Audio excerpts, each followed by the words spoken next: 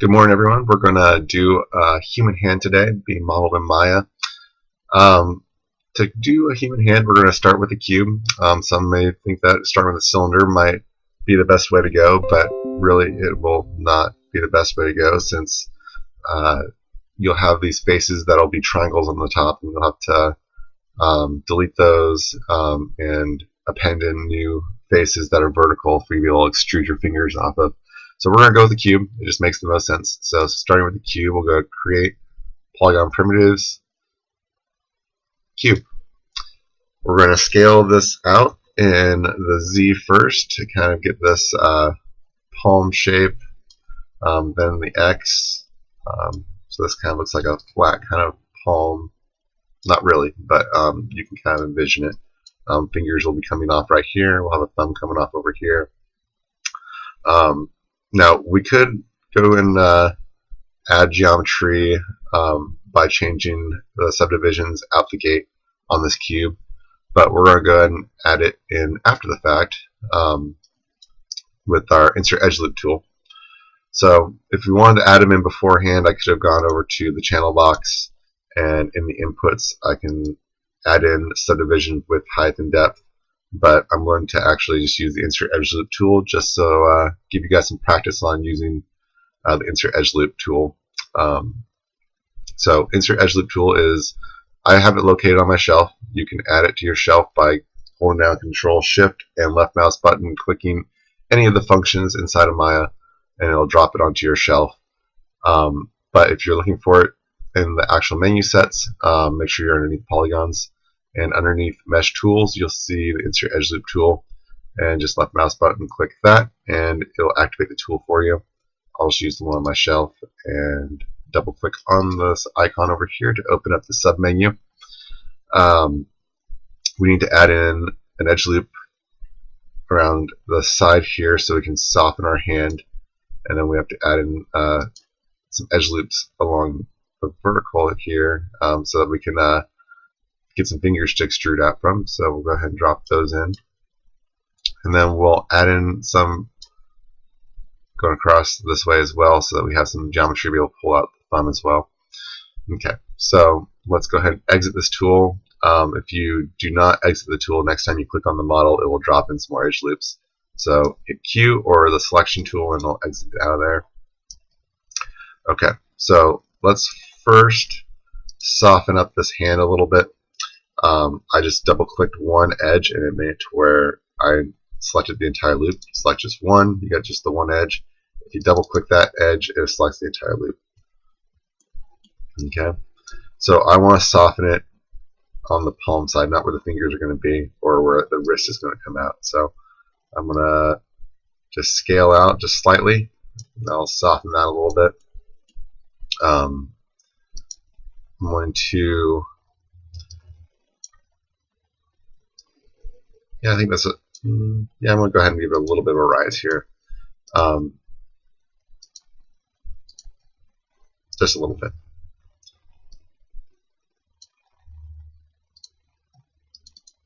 Oops, not the one.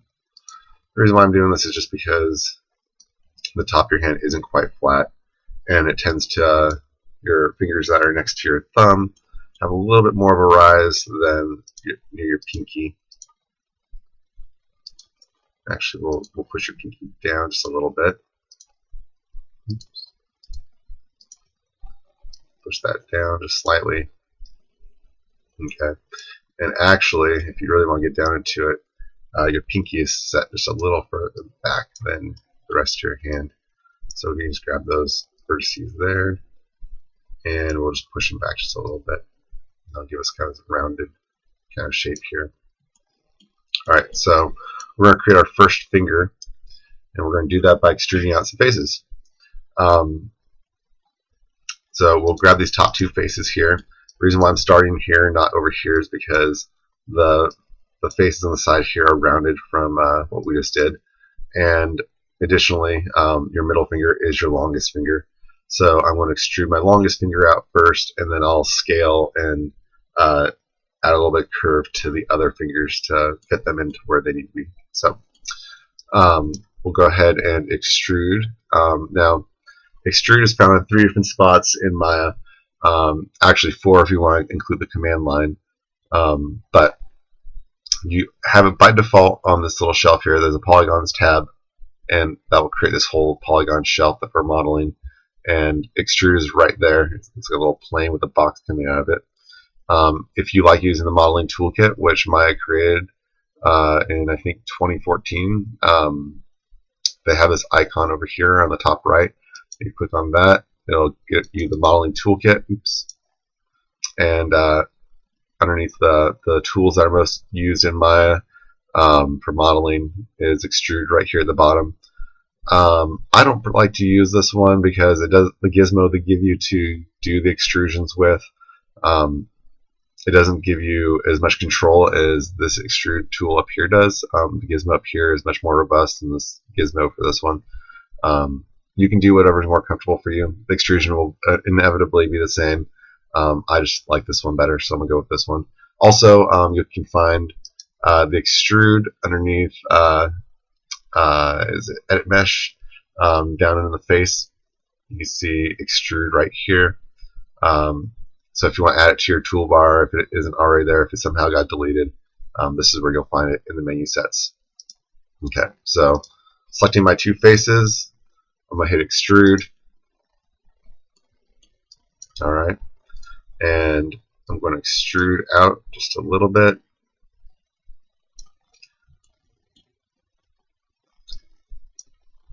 Alright, so what I did there is I'm just creating this first little bend so that if we decide we're going to animate this, there'll be a little bit of geometry to get a little bit smoother of a bend and not just a sharp one edge bend. Alright, and I'll do that one more time.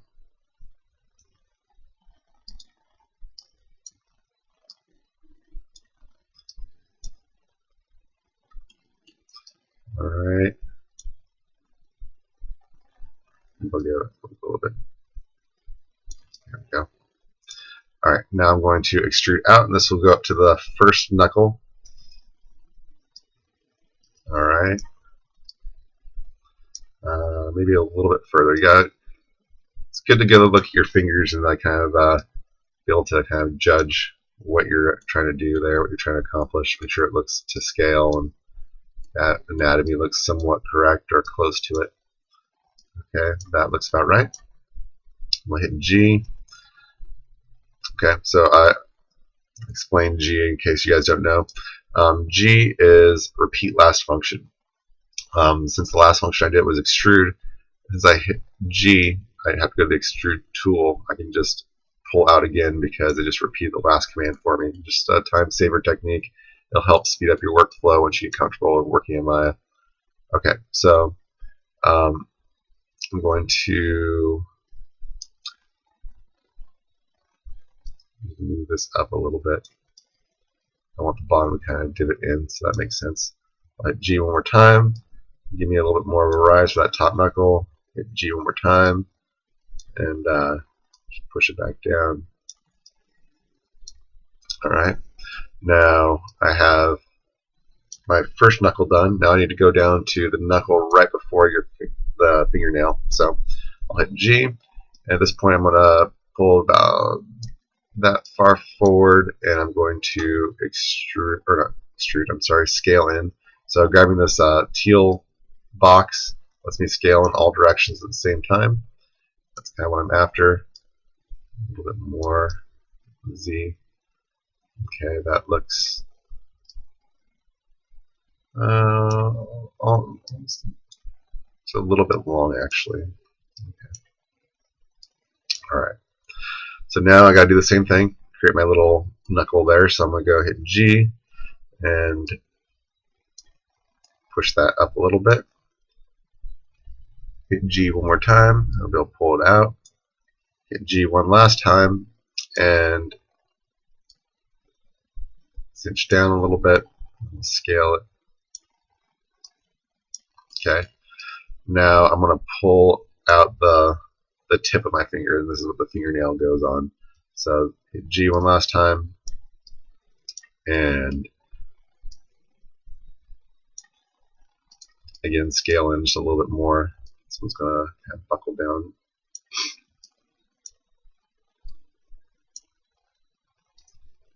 I'm manually scaling the directions just because I don't want them all on the same axis for this one.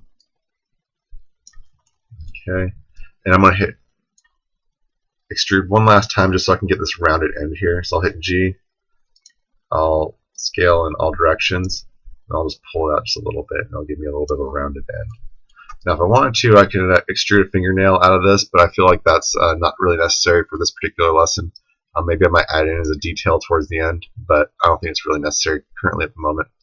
So what I'm going to do now is I'm going to duplicate this. Well, yeah, actually I'm going to soften this first before I duplicate it. So I'm going to grab all the edges on the side. So I'll select my edge loop, but I don't want the side over here softening when I'm softening the sides of this one, because I already did that over here. So what I'm going to do is I'm going to deselect the edge loop over here. So if you do a marquee box and while holding Control, that will give you a deselection box, and it'll deselect any of the edges you have going around. Okay. Now I'm just going to hit scale. So R is my hotkey for scale. That's what I just did. And then I just slightly scale out in the X. Not a whole bunch, just a little bit. I just want a little bit of softness. I want fat fingers.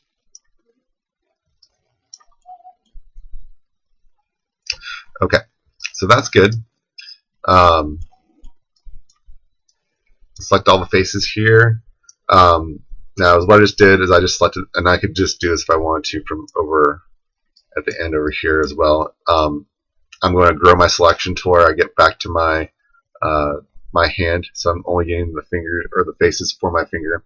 And I hold down Shift and I push the arrow key to the right. That's one that's coupled with your period.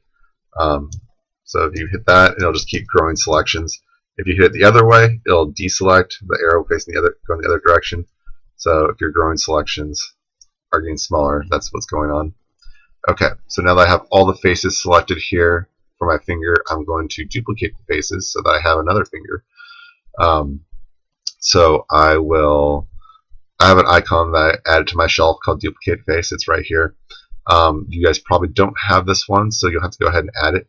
So if you go to your Mesh Tools, Edit Mesh, you'll find Duplicate Face.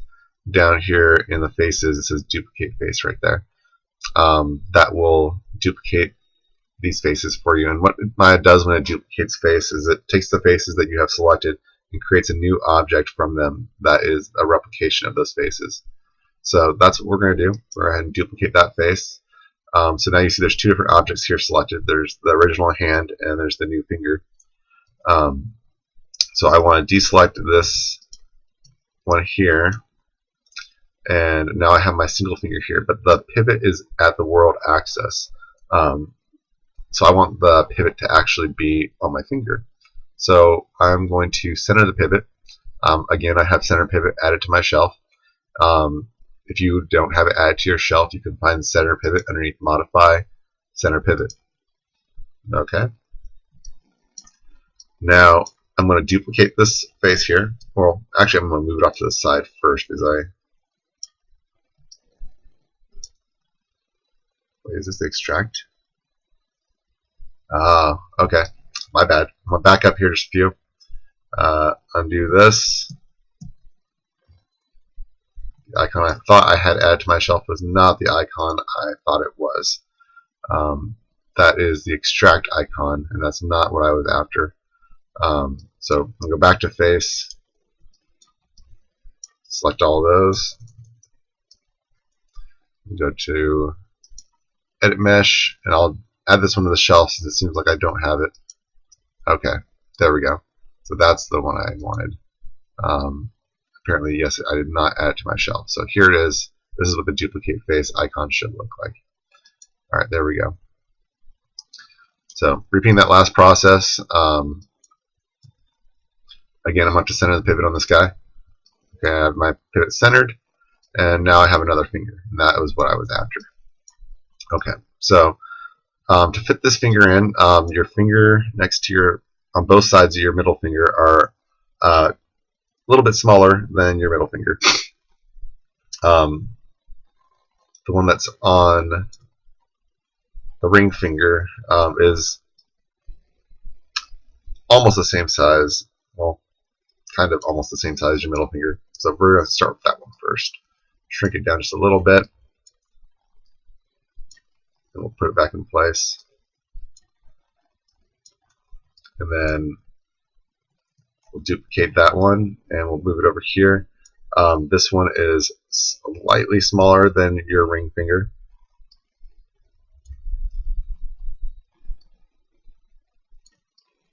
Okay. And then your pinky finger is the smallest finger of all. We'll bring it over here, and we'll shrink your pinky down. Move it into place. It's possible I made that one just a little too small. There we go. There we go. Alright, so we are at 16 minutes. So I'm going to go ahead and stop the recording now. In the next lesson, we're going to stitch these fingers in, and then we'll start working on the thumb. So thank you for watching so far, and I will see you guys in the next lesson.